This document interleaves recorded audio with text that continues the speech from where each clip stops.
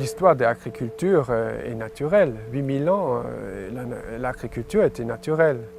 Après, il suivit un petit fenêtre d'une agriculture chimique qu'on appelle conventionnelle, qui n'a rien de conventionnel, qui est simplement chimique.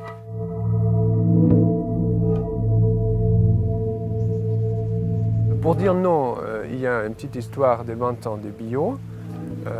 Les bio étaient un refus de ces produits chimiques, mais qui restaient quand même dans la même méthode, de lutter contre les maladies, de lutter contre les parasites et de nourrir avec des engrais les plantes.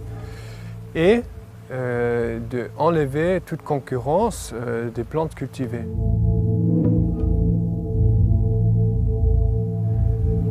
On peut tout dire sur les herbicides, sur les engrais, sur ces formes intensives, mais ce qui est surtout malsain, c'est la monoculture.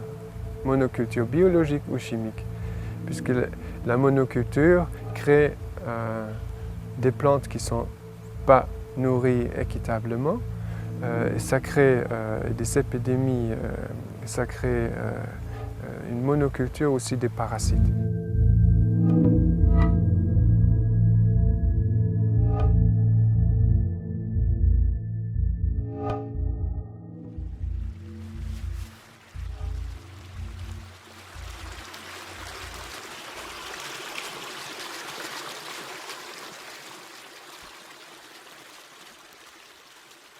Avec une viticulture naturelle, le but, ce n'est pas seulement de sauvegarder la nature, c'est de créer un produit de qualité supérieure.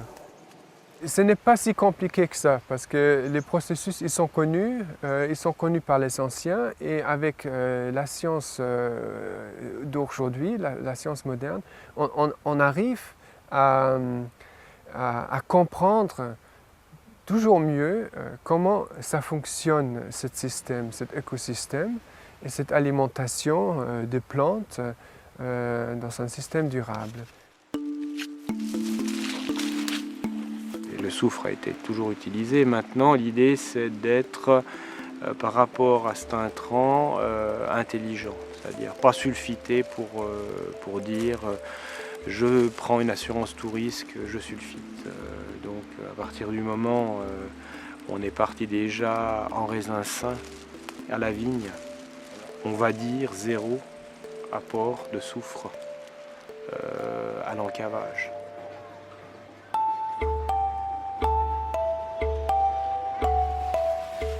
On peut travailler de plus en plus avec la nature, en faire équipe avec la nature, en produisant des raisins de très haute qualité, d'une quantité normale. Et c'est grâce à l'utilisation de ce processus naturel que l'agriculture, le viticulteur, peut initier et gérer. Mais c'est la nature qui fait le travail pour nous.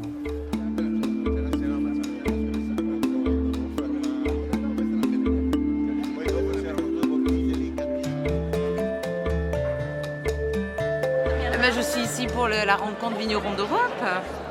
C'est mon syndicat Coteaux du Languedoc qui nous a invités ici pour 4 jours avec un marché à Florence lundi où nous allons faire déguster nos vins. Et là aujourd'hui nous dégustons les vins italiens.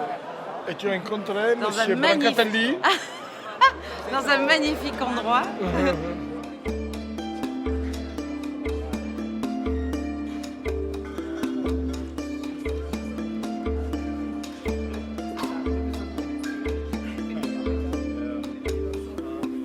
On achète une tomate belle, ronde, bon poids, liquide, pas de goût. Ça vient d'où le pas de goût? Parce qu'elle n'était pas bien nourrie. Pour le vin, c'est pareil, sauf que c'est une liquide où on n'a plus le moment qu'on déguste, comme pour une tomate. C'est une liquide où on rajoute un peu de gomme arabique, un peu de désacidificateur, un petit peu de kalium, carbonate, un petit peu ceci, cela, toujours un peu de sucre. la fin, on ne se rend plus compte de ce qu'on boit, mais en tout cas, on a bien caché que le produit des bas, c'est très mauvais.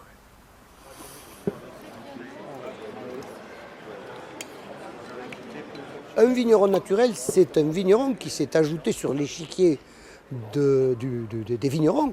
À vrai dire, il y a 100 ans, si on demandait à un vigneron ce que c'était, le métier de vigneron, la personne vous aurait répondu en pensant que le métier de vigneron, c'est le même partout. Aujourd'hui, on est dans un monde plus complexe, où il y a la pression de l'industrie, où chacun essaie de se positionner sur ce qu'il veut faire. Et d'abord, il y a eu des vignerons bio. Pour eux, le plus important, c'était dans la façon de traiter la vigne. Donc, leur idée, ce n'était pas nécessairement en priorité la qualité du vin, c'était que le vin soit sain, en quelque sorte. Puis, il y a eu la biodynamie qui est arrivée, qui a, je dirais, introduit l'idée que la terre doit rester vivante. Et la dernière étape, qui est assez récente, même s'il y a quelques ancêtres ou précurseurs, c'est cette idée que le vin naturel, c'est celui que l'on ne maltraite pas, si je puis dire, voire qu'on ne traite pas, quand il est dans la cave. Donc on est naturel du début, c'est-à-dire au moment où on récolte le raisin, jusqu'au moment où on met le vin dans la bouteille.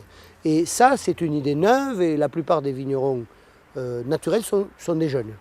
Ça, c'est beau, parce que la jeunesse, la passion, l'enthousiasme, ça fait de la vie dans une profession qui souffre et qui a besoin justement de rebondir comme ça.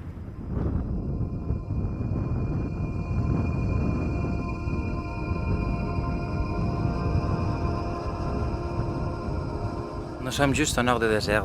En fait, tous nos vignes sont aux alentours du désert. Il n'y a pas beaucoup de matière organique dans le sol, alors ça donne moins raisin, mais plus concentré.